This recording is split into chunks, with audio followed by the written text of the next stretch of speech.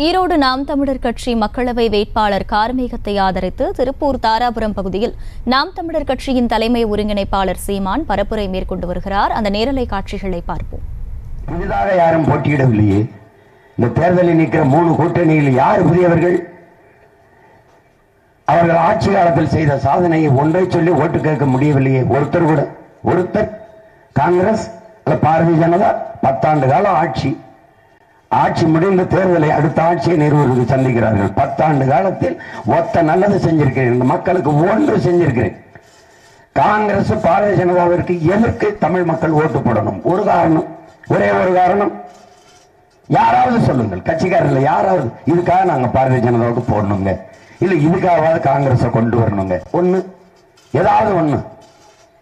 ஒரே ஒரு காரணம், திமுக வெல்லும், திமுகவுக்கு தான் வாய்ப்பு கொடுக்கணும். எதுக்கு 39 உறுப்பினர்களை கொடுத்தீங்க? என்ன பண்ணீங்க? 5 ஆண்டுகள் என்ன நடந்திருக்கு?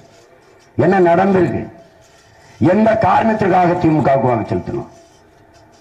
அது மதவாத சக்திகளை உள்ளே விடாது. இப்ப விட்டதெல்லாம் யாரு? இங்க வந்தது எப்படி? பாரதிய ஜனதா வளர்ந்து அந்த வார்த்தையை எப்படி கேட்க முடியும்? கொண்டு வந்த காரணம் யாரு? இதே அதிமுக தான். சட்டமன்றத்தில் 4 உறுப்பினர்கள் அதிமுக தயவில்லை.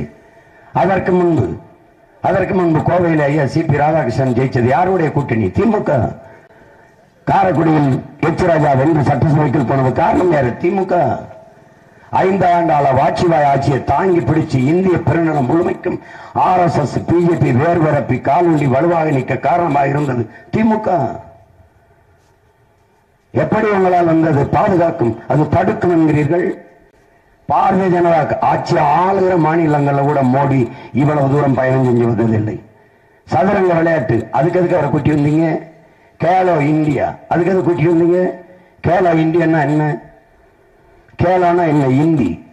எதிர்கட்சியா இருக்கும்போது இந்தி தெரியாது போடா, ஆளுங்கட்சியா இருக்கும்போது கேலோ இந்தியாவா? இந்திய விளையாட்டுன்னு வைக்க வேண்டியதானே பேர். ஏன் அப்படி வைக்கிறீங்க?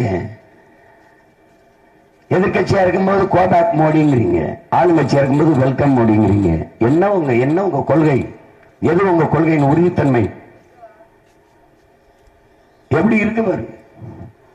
2 கட்சிக்கும் போட்டி, திமுக அதிமுக போட்டி. எழுதுறீங்களா? யாரும் மோடியை பார்த்தா அதிகமா பல்ல காட்டி சிரிச்சதுங்கிறது தான். சிரிக்காத நீ போய் பாரு. தம்பி உதயநிதி ஒரு போட்டோ கூட சுத்திக்கிட்டே இருக்க, செங்கல்ல வச்சுக்கிறாரு, இல்லைன்னா முட்டையை தூக்கிட்டு இருக்காரு.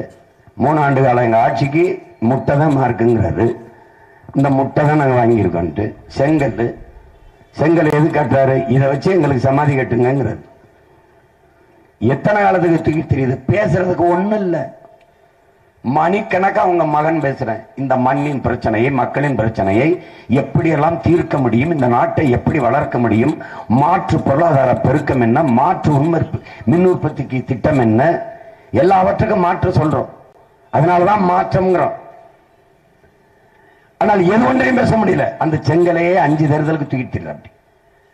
இப்ப அந்த 1000 ரூபாய் பிடிச்சு கெட்டியா பிடிச்சுக்கிட்டாங்க. 1000 ரூபாய் வந்துருச்சா? சேமிச்சு வச்சிருக்கீங்களா? அம்மா வச்சிருக்க, உங்களுக்கு செலவு காசு இல்லையா, தரவான்னு நம்ம கேட்டா தான் விடுவாங்க. அதை திருப்பி அந்த 1000 3 ஆண்டுகள் அந்த 1000 ரூபாய் தவிர ஒண்ணும் இல்லை. செய்திகளை உடனுக்குடனும் துல்லியமாகவும் தெரிந்து கொள்ள சப்ஸ்கிரைப் பண்ணுங்க.